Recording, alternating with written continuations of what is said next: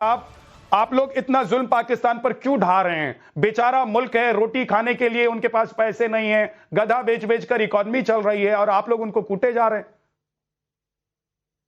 नमस्कार आपको सब मेहमानों के लिए।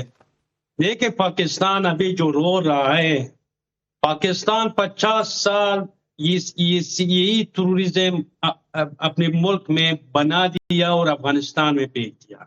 अभी ये टूरिज्म, ये जो बोलते हैं आसिफ मुनीर, जो रो रो कर बोलते हैं, वो शहबाज शरीफ रो रो कर बोलते हैं कि टूरिज्म अफगानिस्तान से आता है। इसी टूरिज्म पालना, इसी टूरिज्म के जन्म देने वाला खुद पाकिस्तान है। अफगानिस्तान की तरफ कोई नहीं, अभी कुछ नहीं। अभी मुनीर और शहबाज शरीफ एक प्रोजेक्ट के लिए काम कर रहे हैं, अमेरिका के लिए। अभी जो आसिम मुनीर और शहबाज शरीफ अमेरिका गया, नया प्रोजेक्ट अमेरिका से ले लिया और अमेरिका से अभी बगराम लेने की बात है।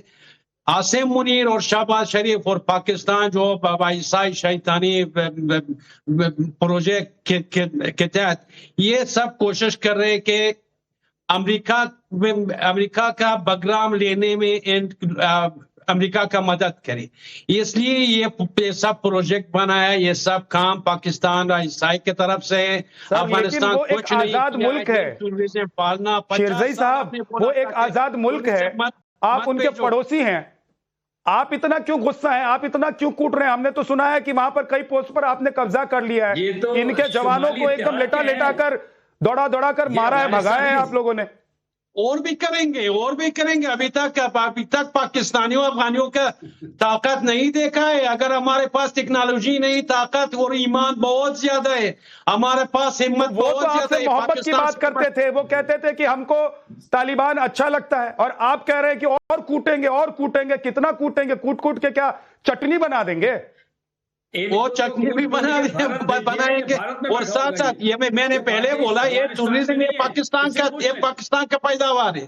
जो किया है अभी, जो रोने के जरिए पाकिस्तान के लिए, सब पाकिस्तान खुद बनाया। ये पाकिस्तान का पैदावार है।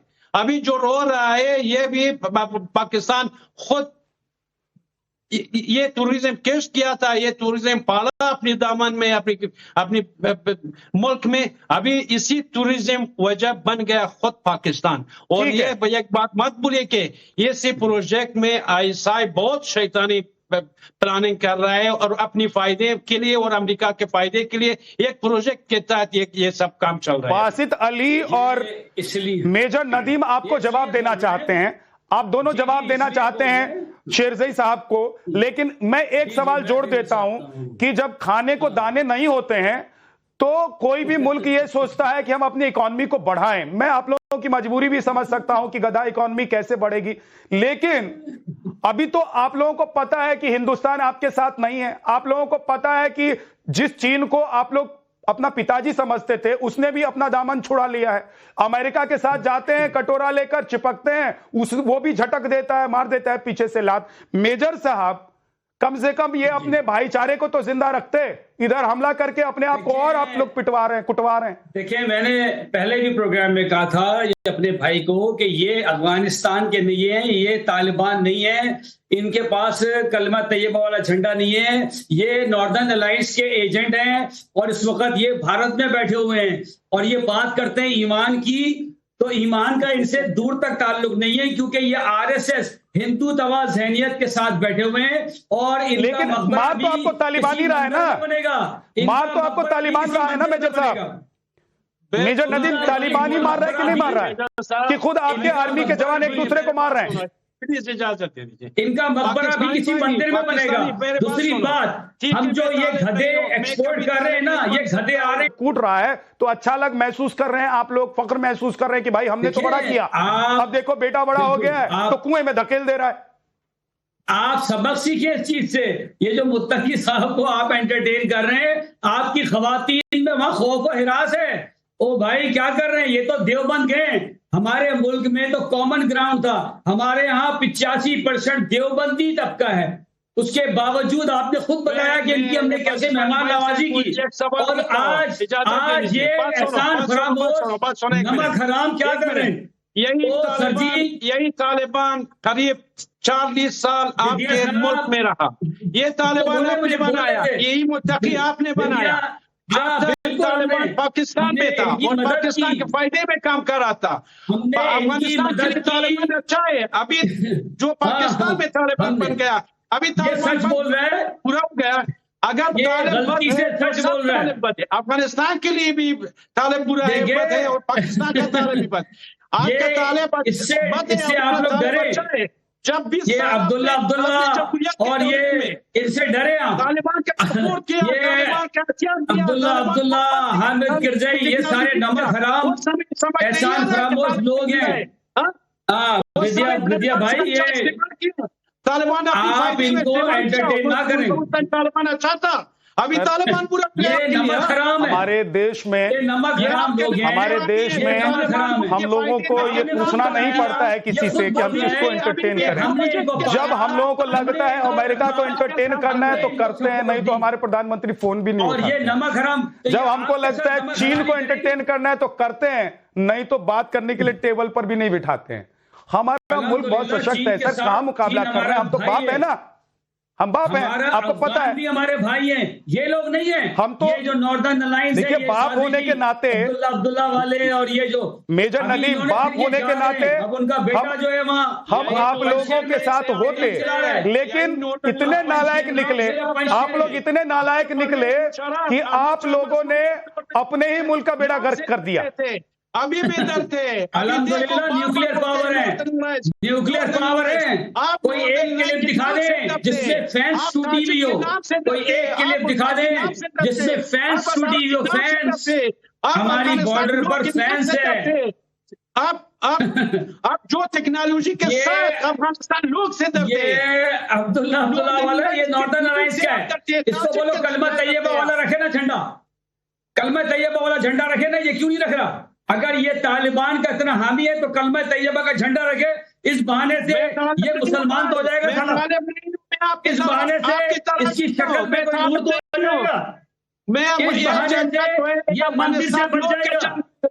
इसका मतलब ठीक है, एक सेकंड रुक जाइए। अब देखिए, अब हालत ये हो गई है पाकिस्तान की। मेजर साहब, मेजर नदीम, अब हालत ये है जिसे कल तक आप लोग बिरादर भाई कहते थे, जिसके साथ कदम ताल करने और कंधे से कंधा मिलाकर चलने के लिए तैयार होते थे, आज कह रहे हैं कि वो मुसलमान भी नहीं रहा। यही दिक्कत है। मैं आ रहा हूं बासित, आपके पास आ रहा हूं, लेकिन उससे पहले आरजू काजमी, ये पाकिस्तान न्यूक्लियर नहीं हो गया कि पता नहीं पाकिस्तान को ऐसा लगने लग गया कि ये दिखा दिखाकर न्यूक्लियर आत्मरक्षा के लिए है, दुनिया को यह बताने के लिए कि हम पर अगर आप अटैक करेंगे तो हम आत्मरक्षा करने के लिए समर्थवान हैं। लेकिन पाकिस्तान के लिए क्या सबसे बड़ा दर्द यही बन गया है? और इसी न्यूक्लियर के चक्कर में पाकिस्तान सबसे भिड़ जा रहा है और पिट जा रहा है। आरजू जी। नहीं जी, मुझे नहीं लगता कि न्यूक्लियर पावर होने की वजह से जो है वो पाकिस्तान हर एक से भिड़ जा रहा है।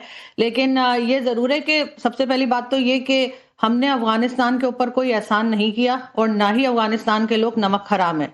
हमने अगर उनको रखा था एज ए रेफ्यूजीज तो हमें पैसा मिल रहा था, इस वजह से हमने रखा था। बाकी जो टीटीपी है, Tehreek Taliban Pakistan, sir let me complete, major Nadeem एक एक करके, क्योंकि पैसा पकड़ने की आदत हमें है, डॉलर लेने की आदत हमें है, तभी हमने अमेरिका को स्पेस दी थी कि वो जाके अफगानिस्तान पे अटैक करे। जो अफगानिस्तान की तबाही हुई उसमें कहीं ना कहीं हमारा रोल है। जहां तक टीटीपी की बात है तो टीटीपी के लिए तो हमेशा से कहा गया, मैं अपने शोज में भी बात होती रही और इंडियन पैनलिस्ट, पाकिस्तानी पैनलिस्ट यही कहते रहे कि ऑपरेशन पाकिस्तान को बहुत पहले कर लेने चाहिए थे। लेकिन हम ये गुड तालिबान और बैड तालिबान वाली फिलॉसफी लेकर आ गए और हमने जो पॉलिसीज बनाई वो हमारे ही खिलाफ चली गई। साथ इन्होंने डायलॉग भी किया है, इन्होंने पैसा भी दिया है टीटीपी को, इन्होंने हथियार भी दिया है। उसके बाद आप देखेंगे वो आराम से बैठ जाते हैं, उसके बाद फिर दोबारा शुरू हो जाता है। तो ये तो वही मैंने पूरी पाकिस्तान की कहानी कह दी थी इन लोगों को, तो आप शुरुआत में ही कि बोए पेड़ बबूल का तो आम कहां से होए। अब बासित अली कुछ कहना चाह रहे हैं, मुझे लग रहा है शेरज़ई साहब को। बासित बोलिए। सबसे पहले बहुत शुक्रिया, आप लोगों ने काफी लंबी तमहीद बांधी पाकिस्तान के खिलाफ भी, और क्योंकि आप लोगों की रोजी रोटी पाकिस्तान से चलती है तो आप लोग तो बोलेंगे। इस आरजू की तो रोजी रोटी चलती है पाकिस्तान के खिलाफ बोल के है, तो ये तो चलाएगी। तो दिल को खुश करने के लिए गालिब ख्याल अच्छा है, गैब ख्याल नहीं, दिल को खुश रखने के लिए गालिब ख्याल अच्छा है। ये इसी ख्याल में जिए बासित अली। बहुत मजा आता है जब ऐसे बोलते हैं आप।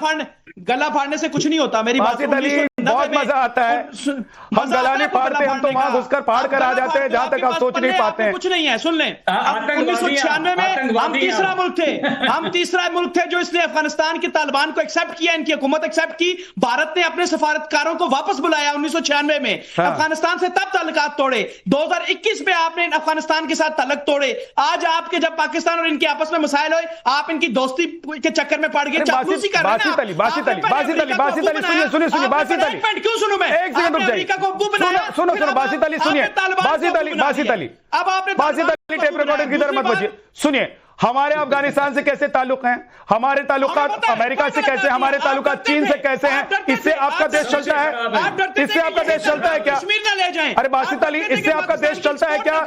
आप डरते थे कि ये तालिबान पाकिस्तान। मैंने पहले कह दिया कि दिल को खुश रखने के लिए गालिब ख्याल अच्छा है, लेकिन एक चीज बताइए, हमारे पाकिस्तान से ताल्लुकात कैसे हैं? इससे डिसाइड होगा कि आप और हम कैसे बात करें, या हमारे अमेरिका से, अफगानिस्तान से, चीन से, नेपाल से ताल्लुकात कैसे हैं? इससे आप डिसाइड करते हैं कि आपका पाकिस्तान कैसे चलेगा। आबादी कंट्रोल करें, आप अपने मुल्क की आबादी कंट्रोल करें। आपके रकबे से ज्यादा आपकी आबादी हो चुकी है। मेरी बात सुनो बासित अली, मेरी बात तो सुनिए। मैं कह रहा हूं हिंदुस्तान की आबादी से आपका देश चलेगा। अरे क्यों? आपको क्या, आपका देश, अभी आप अफगानिस्तान वाले आपको ठोक रहे हैं। नहीं, अफगानिस्तान वाले आपको ठोक रहे हैं। हमने 23 पोस्ट तालिबान आपको ठोक रहा है। उनके हेडक्वार्टर, उसके लिए कुछ है आपके पास? आप तो EU डिसइंफो लैब के मुताबिक इंडियन क्रॉनिकल जो फेक खबरें फैलाने में माहिर हैं, वो तो आपको यूरोपीय यूनियन कहता है, हम नहीं कहते। आप तो कुछ भी खबर दे सकते हैं। आपको यूरोपियन यूनियन क्या कहता है बताइए? इस तरह की बिठा के आपको यूरोपियन यूनियन क्या कहता है? आपको भिखमंगा कहता है? सुन लेना, आपको तो भीख देने के लिए भी लोग नहीं। आपकी तो सुन लेंगे, आपका चैनल है जनाब। आपको वर्ल्ड बैंक भी भीख नहीं देना चाहता है। आपको तो अमेरिका भी लतियाता है। चीन ने तो आप लोगों को फेंक दिया है कूड़ेदान में, यूज करके। Use and throw, use and throw. Basit Ali, use and throw. सुन ले, चीन ने आपको यूज एंड थ्रो किया, अमेरिका ने आपको बरगला दिया। आपको आपके हिम्मत ही नहीं खड़ी, आपकी हिम्मत नहीं होती है आपके प्रधानमंत्री की और आपके आर्मी चीफ की कि आप अमेरिका के राष्ट्रपति के सामने बैठ पाए। टांगे हिलती हैं, वहां कुछ नहीं कर पाते। एक सेकंड रुक जाइए। कर्नल उत्कर्ष राठौर जी।